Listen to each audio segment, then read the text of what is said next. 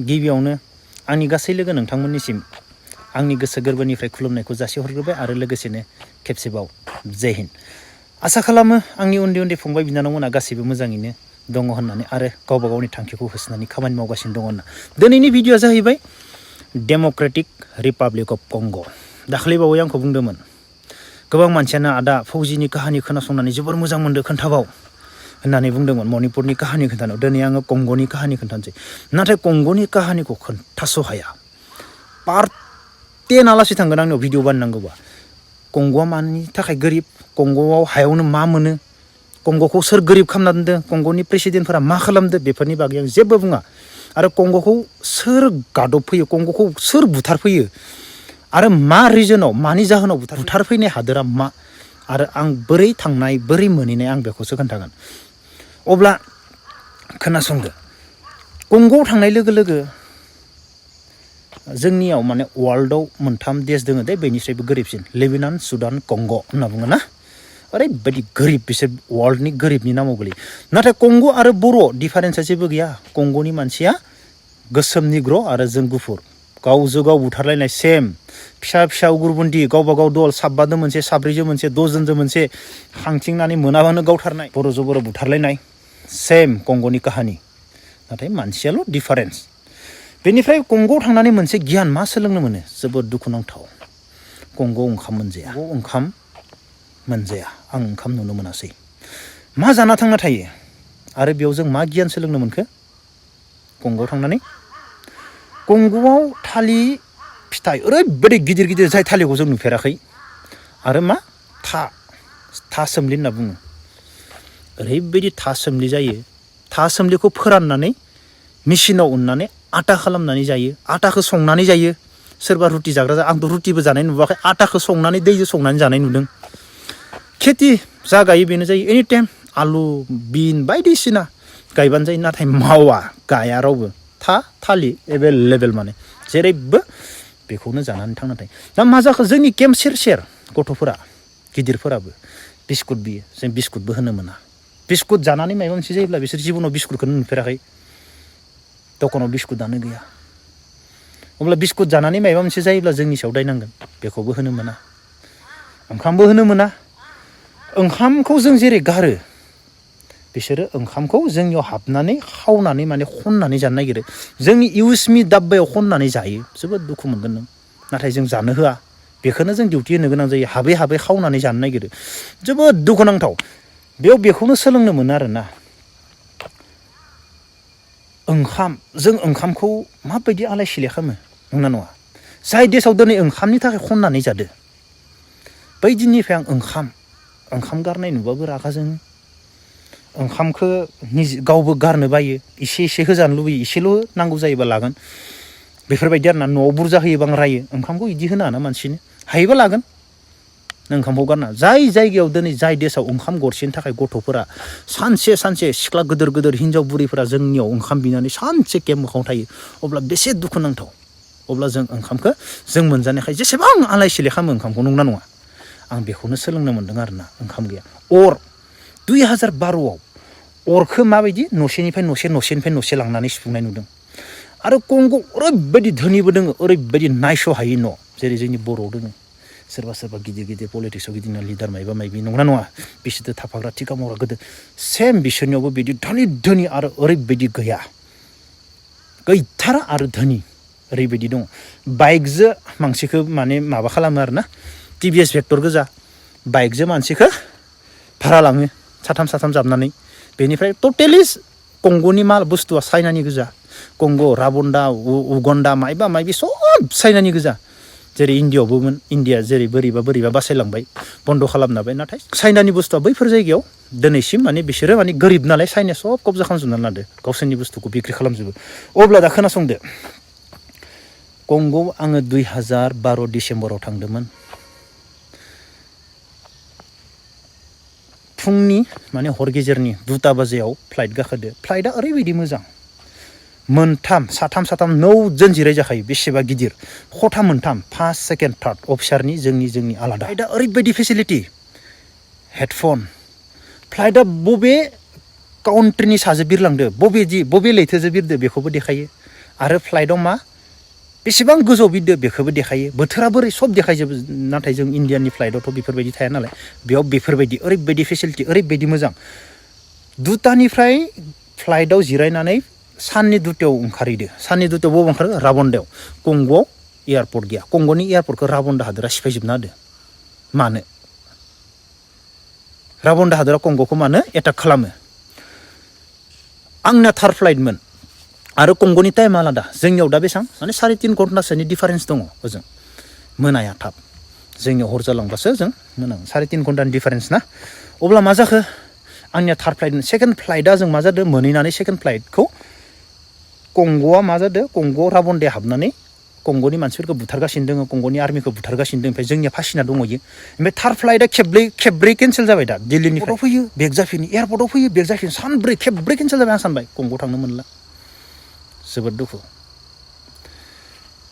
बेनिफ्राय सानसेखालिनिया थांनो मोनबाय मोननानै मोनहैनाय लोगो लोगो हरनि सानावथ' राबन्दा हादोराव 2टायाव मोनहैबाय ओमफ्राय कंग'आव हाबहैबाय मोना कंग'आव हाबहैबाय हाबहैनाय लोगो लोगो राबन्दा हादोराव ओरैबायदि समायना मेघालयफोर बायदि आरोना धुला गैया मा गैया कंग'आबो सेम पाहार हाग्रा फिसा इदि गोजा आरोना बिराद मोजां बिराद समायना बेनिफ्राय कंग'आव हाबहैनाय लोगो लोगो मा जाखो आंनिया दा थांगोन जायगाया साके हेडक्वार्टार साकेयाव मोनहैगोन आं दा साकेयाव मोनहैगोनबा हरनि 2टायाव मोनहैबावबाय गारिजों लगे 2टायाव मोननानै दा नेक्स्ट खालि मोनसे आइ कार्ड बानायनांगौ आइ कार्ड बानायनो मोनसे जायगायाव थांनांगौ सोरांबाय 2टायाव मोनहैबाय 1 घन्टासो रेस्ट लाबाय फुङाव सिखारफिनबाय जिपसि गाखोनांगौ दा गाखोनानै फाय गेट मोखाङाव सिलाय लानाय गोजा दा लान्थि लुन्थि हिन्जाव गथ' गथाय सिलाय लानानै दंजोबो दा ओरै जोंनि आर्मि केम्प जिं हमफिबाय आं मा जाखो मा जायगायाव फैलायखो मा जायगायाव फैखो ओरैबायदि गिबाय एक्सुवेलि जों ट्रेनिं मोनखाजोबदो कंग' बेफोरबायदि थायो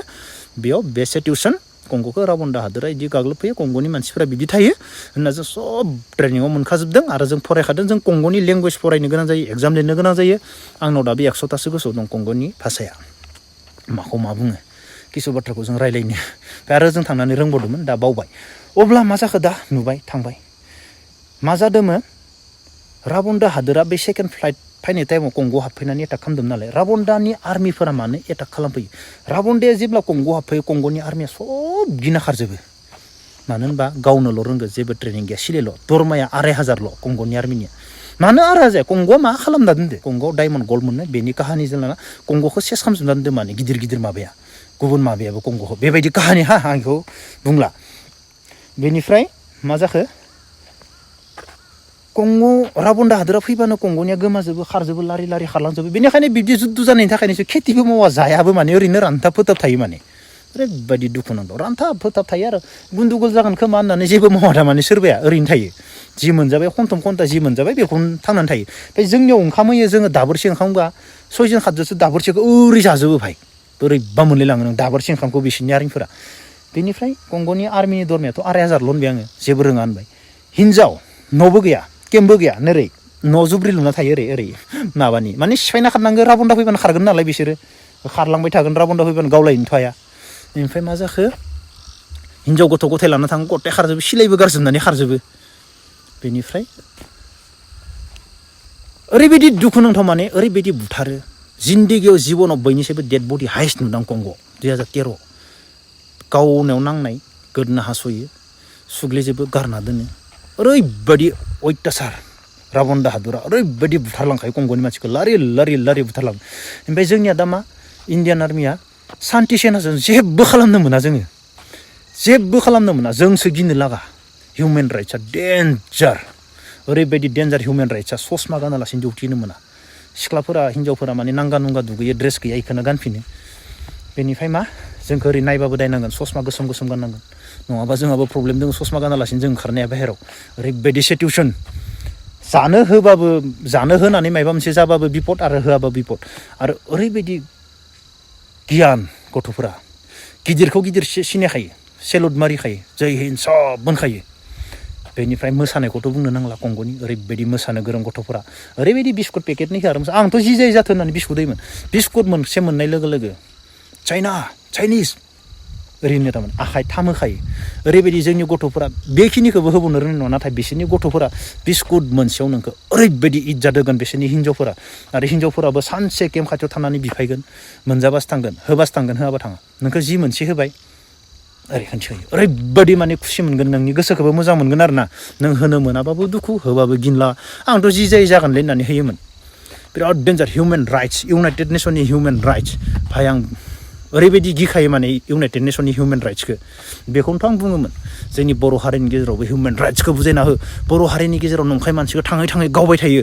हिउमेन राइट्सआ मा पावार दङ हिउमेन राइट्सआव माबायदि मानसिखौ गावथारबा इनकाउन्टार नंखायदियाव इनकाउन्टार खालामबा लगे लगे मा खालामनांगौ जोंनिया दाबो मिथिया आं ससियेल मिडियानि गेजेरजों बुंनो हाबाथ' आंखौ दानो मा खालामगोन सासे मानसिखौ इनकाउन्टार खालामनाय लोगो लोगो जोङो सप्तासेनि गेजेरावनो बे केसखौ सल्भ खालामनो हायो नाथाय जोंनियाव दाबो रोङाखै दाबो रोङा माने डेड बडिखौ मा खालामनांगौ बेखौबो मिथिया दा आं मा होनना बुंनो नाथाय जायफोर गोरों जायफोर गिदिर गोलाव बर' हारिनि थाखाय बिसोरथ' बुजायना होनांगौ बेनिखायनो आङो हिउमेन राइट्सनि बागै बाथ्रा बुंना हो हिउमेन राइट्सनि बागै बाथ्रा बुंना हो होननानै आङो जोबोर बाथ्रा बुङो माने हिउमेन राइट्स माने जाय जायगायाव हिउमेन राइट्सआ बिराद डेन्जार बे जायगायाव जों साख्रि मावना फैनाय मानसि माबायदि बुस्थु जों मिथिगौ बेफोर बुस्थु देशनि आर्मिखौ लोगो मोनो सब हादोरनि आर्मिखौ लोगो मोनो साउथ आफ्रिका USA उर्गे इजराइल सब हादोरनि माबाखौ लोगो मोनो पाकिस्तान अफिसारफोरा बुङोमोन जोंखौ जों दा इण्डियान पाकिस्तान बेयाव नङा जों इउनाइटेड नेसननि आन्दारावसो दोङो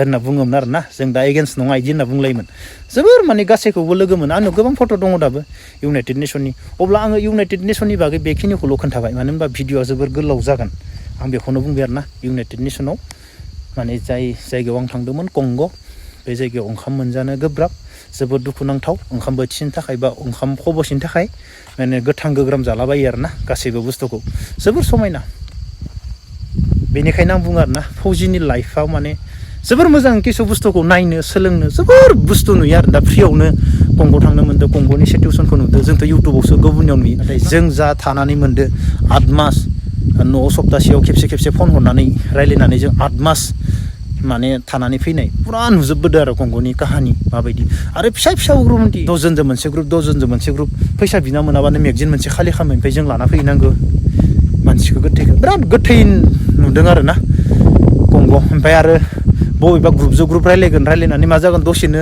मिटिं जानानै मा जागोन दसेनो गावसोरजों गावलायलायो बेखौबो जों लायनांगौ अब्ला आङो सानसे सम लानानै मोजाङैनो कंग'नि बागै भिडिअ बानायबावगोन अब्ला दिनैनि भिडिअखौ आं बेखिनियाव दोनथ'नोसै जय हिन्द